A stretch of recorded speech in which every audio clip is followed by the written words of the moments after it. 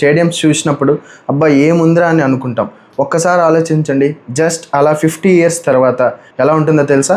2025లోనే technology ఇంత advanced అవుతుంటే ఇక్కడ నుంచి 50 ఇయర్స్ తర్వాత 2075లో ఎంత అడ్వాన్స్డ్ స్టేజ్లో ఉంటుందో మీ ఇమాజినేషన్కి వదిలేస్తున్నాను. వాళ్ళ వైటల్స్ కానీ, వాళ్ళ ఫీలింగ్స్ కానీ, వాళ్ళ స్ట్రెస్ రేట్ కానీ, ఆ సీట్స్ వెనకాల ఆ మానిటర్లో వచ్చే అంత కెపాసిటీ స్టేడియంస్ రాబోతున్నాయి. సో క్రికెట్ గ్రౌండ్ మొత్తం పియాజో ఎలక్ట్రిక్తో నిండిపోయి ఉంటుంది. 2 బైల్స్ బ్యాట్స్మెన్ టు బ్యాట్స్మెన్ దగ్గరికి వెళ్తాయి, 2 బైల్స్ బౌలర్ టు క్యాప్టెన్ మధ్యలోకి వెళ్తాయి. యాజ్ యూజువల్గా T20 కూడా నాకు తెలిసి 50 ఇయర్స్ తర్వాత కొంచెం లాంగర్ ఫార్మాట్ సైడే చూడొచ్చు. ఎస్, మీరు వింటుంది నిజమే. Hello everyone, welcome to KN diaries.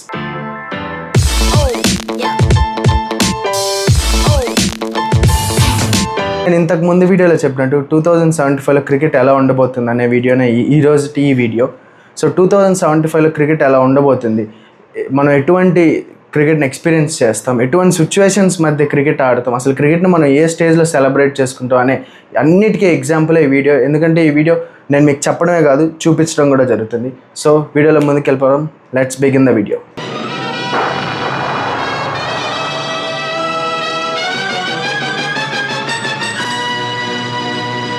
మన అందరం ఎంసీజీ స్టేడియం కానీ, నరేంద్ర మోడీ స్టేడియం కానీ, లార్డ్ స్టేడియం కానీ ఇలాంటి స్టేడియంస్ చూసినప్పుడు అబ్బా ఏముందిరా అని అనుకుంటాం. ఒక్కసారి ఆలోచించండి, జస్ట్ అలా 50 ఇయర్స్ తర్వాత ఎలా ఉంటుందో తెలుసా? ఇలా ఉంటుంది. నేలపై నుండి ఒక 20 to 30 ఫ్లోర్స్ హైట్లో ఒక క్రికెట్ స్టేడియం, లేదా ఒక 230 ఫ్లోర్డ్ బిల్డింగ్స్ మధ్యలో ఒక క్రికెట్ స్టేడియం ఉంటే అసలు ఆ విజువల్ ఎలా ఉంటుందో ఒక్కసారి ఆలోచించండి. ఒక స్మార్ట్ స్టేడియం అయితే మనం ఖచ్చితంగా చూడబోతున్నాం. అందులో క్లైమేటిక్ కంట్రోల్ షీల్డ్ ఉంటుంది. క్లైమేటిక్ కంట్రోల్ అంటే వెదర్ని కంట్రోల్ చేసి రెయిన్ ఫోర్కాస్ట్ని కానీ, హాట్ సమ్మర్స్ని తట్టుకునేలా ఒక షీల్డ్ ఉంటుంది క్రికెట్ స్టేడియం పైన. సో ప్లేయర్స్ కానీ, మ్యాచ్ కానీ ఏ ఇంటరప్షన్స్ లేకుండా, ఆడియన్స్కి ఏ ఇంటరప్షన్స్ లేకుండా, అసలు ఎంటర్టైన్మెంట్కి బ్రేక్ అనేది లేకుండా ఒక క్లైమేటిక్ కంట్రోల్డ్ షీల్డ్ ఉన్న స్టేడియంస్ రాబోతున్నాయి. సో ఇప్పుడు నేను ఏదైతే చెప్తున్నానో 50 ఇయర్స్ తర్వాత క్రికెట్ ఇలా ఉండబోతుందని, ఇది కంప్లీట్గా లాస్ట్ 20 ఇయర్స్లో క్రికెట్ ఎన్ని చేంజెస్ వచ్చాయి, ఎంత ఫాస్ట్ పేస్లో ఈ ట్రాన్సిషన్ జరిగింది అనే క్యాలిక్యులేషన్ బట్టి నేను వీడియోని సోర్స్ చేయడం జరిగింది. This video is for complete entertainment. ఇది కరెక్టా కాదా తెలియాలంటే మీరు 2075 వరకు వెయిట్ చేయాలి. సో అప్పుడు మీరు కామెంట్ పెట్టండి, నువ్వు చెప్పింది ఫ్లాప్ అయ్యిందని చెప్పి, నువ్వు చెప్పింది జరగలేదని మీరు అప్పుడు కామెంట్ పెట్టండి. ఈ వీడియోలో మీకు కనిపిస్తున్న ఈ రోబోటిక్ డాగ్ పేరు గోస్ట్ రోబోటిక్ డాగ్. దీన్ని రీసెంట్గా జరిగిన ఐపీఎల్లో స్టార్ స్పోర్ట్స్ వాళ్ళు కొత్త క్రూ మెంబర్గా దీన్ని ఇంట్రడ్యూస్ చేశారు. ఇది యాజ్ ఇట్ ఈస్గా ఒక డాగ్ ఎన్ని జెస్చర్స్ అయితే చేస్తుందో ఇది అన్ని జెస్చర్స్ని చేస్తుంది. Like sit, stand, roll, shake and ఇవన్నీ చేస్తుంది. ఇవన్నీ కాకుండా దీంట్లో పెట్ విజన్ అనే ఒక కెమెరా ఉంది. అది 360 degrees నుంచి టెలికాస్ట్ చేస్తుంది. సో ఈ పెట్ విజన్ ద్వారా ఒక కొత్త ఇన్నోవేషన్ టెలికాస్టింగ్ని స్టార్ట్ చేయాలనే నేపథ్యంతో స్టార్ స్పోర్ట్స్ ఈ రోబోటిక్ డాగ్ని ఇంట్రొడ్యూస్ చేసింది. దీని డిజైన్ అంతా కూడా యాజ్ ఇట్ ఈజ్ ఒక డాగ్ ఎలా అయితే ఉంటుందో అలాగే ఉంటుంది. కానీ ఇది ఒక రాక్స్ మీద కానీ, శాండ్ మీద కానీ, వాటర్ మీద కానీ, ఎటువంటి సర్ఫేస్ మీద అన్నా సరే ఇది ఈజీగా నడవగలిగేటట్టు దీన్ని డిజైన్ చేసినారు. మీరే ఒకసారి ఆలోచించండి, 2025లోనే టెక్నాలజీ ఇంత అడ్వాన్స్డ్ అవుతుంటే ఇక్కడ నుంచి 50 ఇయర్స్ తర్వాత 2075లో ఎంత అడ్వాన్స్డ్ స్టేజ్లో ఉంటుందో మీ ఇమాజినేషన్కి వదిలేస్తున్నాను. అడ్వాన్స్డ్ విఆర్ స్టేషన్స్ ఉంటాయి, హోలోగ్రాఫిక్ స్టాండ్స్ ఉంటుంది. విఆర్ స్టేషన్స్ అంటే ప్లేయర్స్ గ్రౌండ్లో నుంచే మనము ఆడియన్స్ ఎక్స్పీరియన్స్ చేయొచ్చు. గ్రౌండ్లో ఉంటే ఎలా ఉంటుంది, ఆ ప్లేయర్స్ మధ్యలో ఉంటే ఎలా ఉంటుంది అనే ఒక హైలీ విఆర్ స్టేషన్స్ ఉంటాయి. ఆ విఆర్ స్టేషన్స్కి వెళ్ళి మనం విఆర్ హెడ్సెట్ పెట్టుకుంటే సో అక్కడున్న మనం ప్లేయర్స్ అట్మాస్ఫియర్ కానీ, ప్లేయర్స్ ఉన్న ఆ ఎంకరేజ్మెంట్ సౌండ్స్ కానీ, వాళ్ళ మధ్య జరిగే సంభాషణ కానీ ఇవన్నీ ఎక్స్పీరియన్స్ చేసే అంత హై టెక్నాలజీ విఆర్ స్టేషన్స్ ఉంటాయి. హోలోగ్రాఫిక్ స్టాండ్స్ ఉంటాయి. సో ఇవన్నీ పక్కన పెడితే సీట్లలో కూర్చున్నప్పుడు ఆ సీట్స్ వెనకాల, అంటే మన సీట్స్ ముందు మనం కూర్చున్న సీట్ వెనకాల ఒక స్క్రీన్ ఉంటుంది. ఆ స్క్రీన్లో ఏంటంటే ప్లేయర్స్ దగ్గర ఉన్న ఎక్విప్మెంట్, వాళ్ళ వైటల్స్ కానీ, వాళ్ళ ఫీలింగ్స్ కానీ, వాళ్ళ స్ట్రెస్ రేట్ కానీ, సో ఇవన్నీ రికార్డ్ చేసినవన్నీ ఆ సీట్స్ వెనకాల ఆ మానిటర్లో వచ్చే అంత కెపాసిటీ స్టేడియంస్ రాబోతున్నాయి. ఇంకా గ్రౌండ్ విషయానికి వస్తే ఎప్పటిలాగా మనం గ్రీన్ కలర్ గ్రాస్డ్ గ్రౌండ్స్ చూడబోమేమో. ఎందుకంటే ప్లేయర్స్ లేక ఆడియన్స్ లేదా ఆ పర్టికులర్ స్టేడియం మేనేజ్మెంటో స్టేడియంలో ఉన్న గ్రౌండ్ కలర్స్ని చూస్ చేసుకునే అంత టెక్నాలజీ ఉంటుంది. అది ఎన్నైనా కావచ్చు. ఇప్పుడు ఎగ్జాంపుల్కి టెన్నిస్ కానీ, హాకీ కానీ, ఇందులో బ్లూ కలర్ కోర్ట్స్ ఉంటాయి, శాండ్ కోర్ట్స్ ఉంటాయి, గ్రీన్ కలర్ గ్రాస్ కోర్ట్స్ ఉంటాయి. సో టెన్నిస్లో కానీ, హాకీలో కానీ ఇది ఆల్రెడీ ఎగ్జిస్టెడ్ ఒక థియరీ ఉంది. సో మనం క్రికెట్లో కూడా దాన్ని దగ్గరలో చూడబోతున్నాం. సో ఎగ్జాంపుల్కి ఎంత టెక్నాలజీ ఉండబోతుందంటే బ్లూ కలర్ గ్రౌండ్ కానీ, రెడ్ కలర్ గ్రౌండ్ కానీ, ఆరెంజ్, గ్రే ఇలా గ్రౌండ్స్ని చూస్ చేసుకునే ఆప్షన్ కూడా వస్తాయేమో ఎవరికి తెలుసు.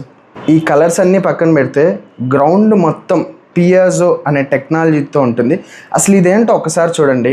పియాజో టెక్నాలజీ అంటే ఏంటి? ఇది ఆల్రెడీ జపాన్లో ఎగ్జిస్టెంట్. అంటే జపాన్లో ఉన్న హైవే రోడ్స్ కానీ, సిటీలో ఉన్న రోడ్స్ కానీ, రోడ్లో ట్రావెల్ అయ్యే బస్సెస్, వెహికల్స్ ఏదైతే రోడ్లో ట్రావెల్ అవుతాయో వాటి నుంచి ఎనర్జీ తీసుకొని జపాన్ ఆ ఎనర్జీని మళ్ళీ సిటీస్కి వాడుతుంది. సో ఇంత టెక్నాలజీ ఆల్రెడీ జపాన్లో ఎగ్జిస్టెంట్ ఉంది కాబట్టి 50 years తర్వాత ఇది క్రికెట్ గ్రౌండ్లో కనపడడం పెద్ద ఆశ్చర్యమేం కాదు.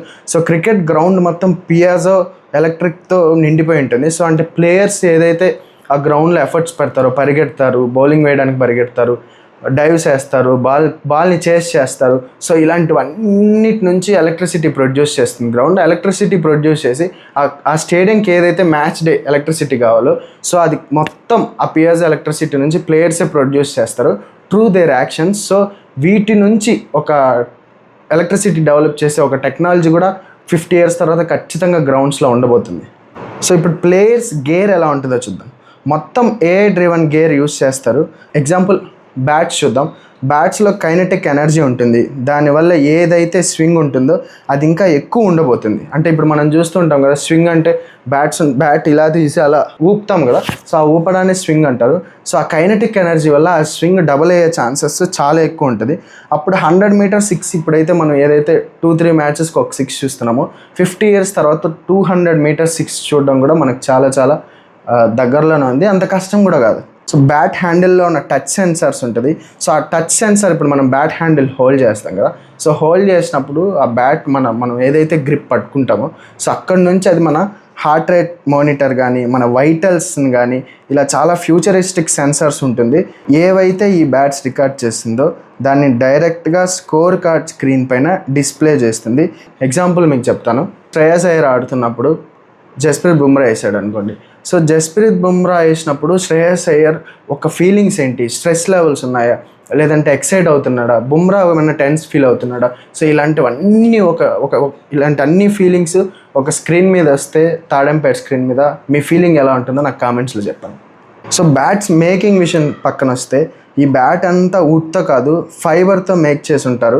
ఎందుకంటే ఇప్పుడే కొన్ని కంపెనీస్ ఫైబర్ బ్యాట్స్ రెడీ చేసి, ఫైబర్ బ్యాట్స్ తయారు చేసి వాటిని ICC అప్రూవల్ కోసం చాలా ట్రై చేస్తుంది. ఎందుకంటే రాను ప్లేయర్స్ ఎక్కువ అయిపోతున్నారు, పర్చేస్ ఆఫ్ బ్యాట్స్ ఎక్కువ అయిపోతున్నాయి కాబట్టి సో ఫైబర్ దానికి ఆల్టర్నేటివ్గా ట్రై చేస్తున్నారు because of the wood shortage in England. So దీనివల్ల ఫైబర్ బ్యాట్స్కి పోన్ రోజుల్లో చాలా డిమాండ్ పెరిగే అవకాశం కూడా చాలా ఉంది. ఇప్పుడు బ్యాట్ ఎలా ఉంటుంది, బ్యాట్ ఎలాంటి టెక్నాలజీ ఉండబోతుందో చూసాం.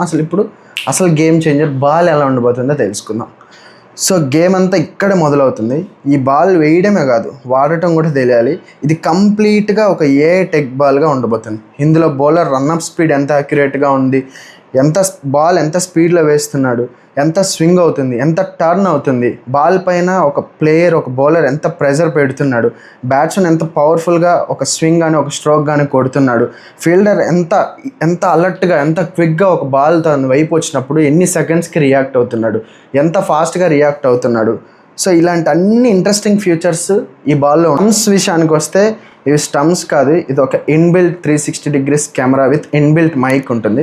సో ఈ స్మార్ట్ బాల్కి ఇది ఒక మెయిన్ బేస్ సెటప్. ఎందుకంటే బ్యాట్ ఎడ్జెస్కి, LBWస్కి, వీటన్నిటికీ ఇది ఆ పర్టికులర్ బాల్లో ఏం జరిగింది అని బ్యాట్స్, ప్యాడ్స్, గ్లౌజ్ ఇలా అన్నిటి దగ్గర నుంచి డేటా తీసుకొని దాన్ని స్క్రీన్ పైన డిస్ప్లే చేస్తుంది.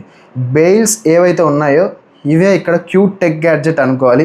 ఎందుకంటే ఓవర్స్ గ్యాప్లో అవి డ్రోన్స్ లాగా మారుతాయి.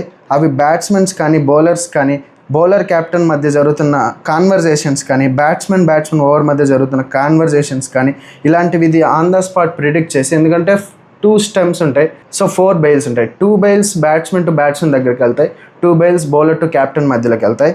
సో వాళ్ళ మధ్య జరిగే సంభాషణని, వాళ్ళ మధ్య జరిగే ఫేషియల్ ఎక్స్ప్రెషన్స్ని, టాక్టిక్స్ని టెలికాస్ట్ చేస్తాయి. మళ్ళీ యాజ్ యూజువల్గా బౌలర్, బ్యాట్స్మెన్ రెడీ అవ్వగానే అవి వాటి ప్లేస్కి వెళ్ళి బెయిల్స్ లాగా సెటప్ అయిపోతాయి. సో ప్యాడ్స్, గ్లౌజ్ ఎలా ఉండబోతాయి ఇప్పుడు చూద్దాం.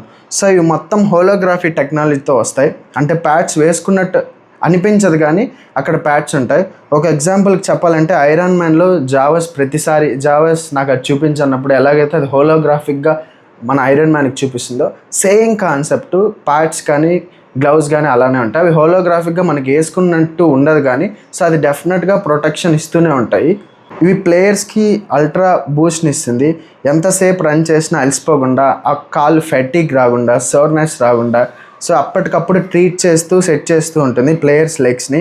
బాడీ మొత్తంలో ఎక్కడ ఇంజూర్ అయినా, ఎక్కడ ఇంపాక్ట్ జరిగినా, ఇప్పుడు బాల్ కొన్నిసార్లు మనకు షోల్డర్కి తగులుతుంది, హెల్మెట్కి తగులుతుంది, లేదా ఎగ్జాంపుల్కి బాడీలో ఎక్కడ తగిలినా సరే ఇది అప్పటికప్పుడు ట్రీట్ చేసి, అంటే బాడీలో ఎక్కడికక్కడ ప్యాడ్స్లో ఉన్న సెన్సార్స్ వల్ల సో బాడీలో ఎక్కడ ఇంపాక్ట్ జరిగినా సరే అది డెఫినెట్గా ఆ పర్టికులర్ మజిల్కి ఆ ఫెటిక్ని కానీ ఆ ఇంజరీ ఇంపాక్ట్ కానీ తగ్గించే టెక్నాలజీ రాబోతుంది.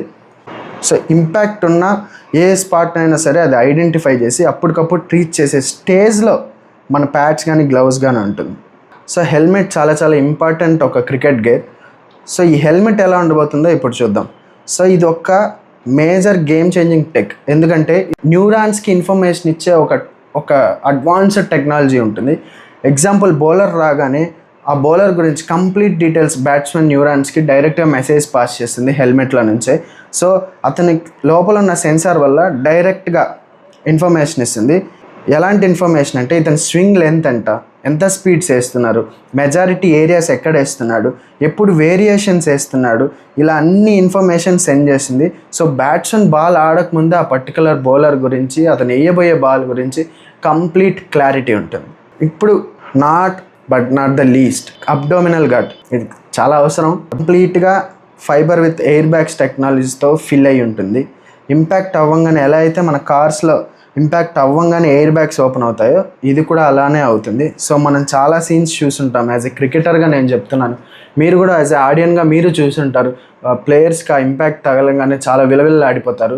సో దీనికోసమని ఒక ఎయిర్ బ్యాగ్స్ టెక్నాలజీ గార్డ్లో 50 years తర్వాత ఖచ్చితంగా యాడ్ అయ్యి ఉంటుంది. సో ఈ పెయిన్ తెలియాలంటే క్రికెటర్ అవనవసరం లేదు, అబ్బాయి అయితే చాలు. సో ఇప్పుడు ఫార్మాట్స్ ఎలా ఉండబోతాయో చూద్దాం. నేను బేసికల్గా టెస్ట్ క్రికెట్కి చాలా పెద్ద fan and I always want to play test cricket. So test cricket is a greatest format. So కానీ టెస్ట్ క్రికెట్ ఉంటుందా అంటే ఖచ్చితంగా ఉండి తీరుతుంది. ఎందుకంటే ఇన్ని 100 years తర్వాత కూడా టెస్ట్ క్రికెట్ని ఎలా అయితే అసోసియేషన్స్ కానీ బోర్డ్స్ కానీ కాపాడుకుంటూ వస్తున్నారు, సో ఇది ఇంకో 100 years అయినా సరే దీన్ని కాపాడుకుంటూ రావాలని నేనైతే కోరుకుంటున్నాను. సో ఇది ఎప్పటికైనా ఉండి తీరాలని నేను కోరుకుందాం. So one day world cup, one day format నాకు తెలిసి 50 years తర్వాత దాని స్లాట్ కొంచెం థ్రెటనింగ్ ప్లేస్లో ఉండొచ్చు. 10 hours ఫార్మాట్స్ కానీ 6 hours ఫార్మాట్స్ కానీ అప్పటికి చాలా క్రేజ్ ఉండే పరిస్థితులు దండిగా ఉన్నాయి. ఎందుకంటే ఇప్పుడే 10 hours ఫార్మాట్స్ యూకేలో కానీ ఆస్ట్రేలియాలో కానీ చాలా ఒక ఎంగేజింగ్ ఈవెంట్ లాగా జరగబోతుంది. సో 10 hours కానీ 6 hours ఫార్మాట్స్ కానీ ఇవి చాలా ఎక్కువ ఉండబోతుంది. యాజ్ యూజువల్గా T20 కూడా నాకు తెలిసి 50 years తర్వాత కొంచెం లాంగర్ ఫార్మాట్ సైడే చూడొచ్చు. ఎస్, మీరు వింటుంది నిజమే. 20 hours ఫార్మాట్ కూడా 50 years తర్వాత కొంచెం లాంగర్ సైడే చూసే సిచ్యువేషన్లో క్రికెట్ ఉండబోతుంది. నా దగ్గర నుంచి మీకు వీడియోస్ కంటిన్యూస్గా రావాలన్నా, నేను వీడియో పెట్టంగానే మీ దాకా అది రావాలన్నా మీరు డెఫినెట్గా సబ్స్క్రైబ్ చేసుకోవాలి. మీరు సబ్స్క్రైబ్ చేస్తే ఆ వచ్చే బూస్ట్ వల్ల నా దగ్గర నుంచి మీకు ఇంకా చాలా ఇంట్రెస్టింగ్ వీడియోస్, క్రికెట్ నాలెడ్జ్ కానీ ఇలాంటి ఎన్నో వీడియోస్ మీకు నా నుంచి డెఫినెట్గా వస్తాయి. సో సబ్స్క్రైబ్ చేయడం మాత్రం మర్చిపోకండి. సబ్స్క్రైబ్ చేసారా? డన్. సో బ్రాడ్కాస్టింగ్ ఎలా ఉండబోతుందో ఇప్పుడు చూద్దాం. సో బ్రాడ్కాస్టింగ్ కంప్లీట్గా డ్రోన్స్తోనే జరుగుతుంది. సో డ్రోన్సే మన లైవ్ యాక్షన్ని క్యాప్చర్ చేస్తాయి.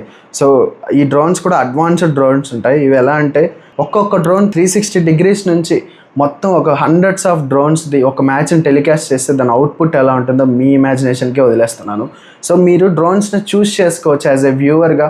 నాకు ఇక్కడ ఈ యాంగిల్ నుంచి కావాలి, నాకు ఈ యాంగిల్ నుంచి కావాలి, నాకు ఈ ప్లేయర్ ఏం చేస్తున్నాడో కనపడాలి, సో నాకు ఈ బౌలర్ ఎలా ఉందో కనపడాలి, సో బౌలర్తో పాటు నా వ్యూ కూడా అలా కదలాలి. సో ఇలాంటి అన్ని ఆప్షన్స్ని మీరు చూస్ చేసుకోవచ్చు. సో బ్రాడ్కాస్టింగ్ అయితే చాలా చాలా అడ్వాన్స్డ్ స్టేజ్లో ఉండబోతుంది. క్రికెట్ ఎంత మారినా, ఎన్ని చేసినా మన ఇండియాలో క్రికెట్ ఉన్న డివోషన్ కానీ, క్రికెట్కు ఉన్న క్రేజ్ కానీ ఎన్ని సెంచురీస్ అయినా మారదు, తరగదు.